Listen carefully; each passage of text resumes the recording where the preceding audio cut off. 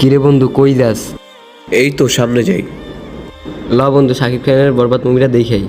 চল, যখন বলছস মুভিটা দেখেই চল।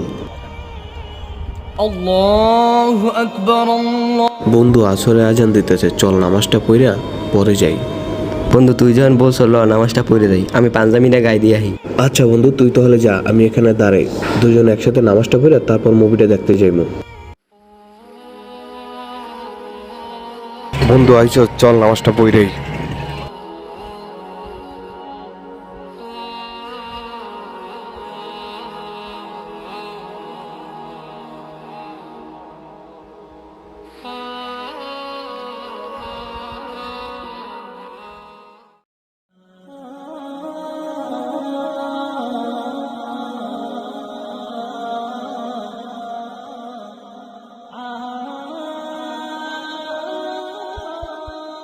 বন্ধু এবার চল মুভিটা দেখে আসি।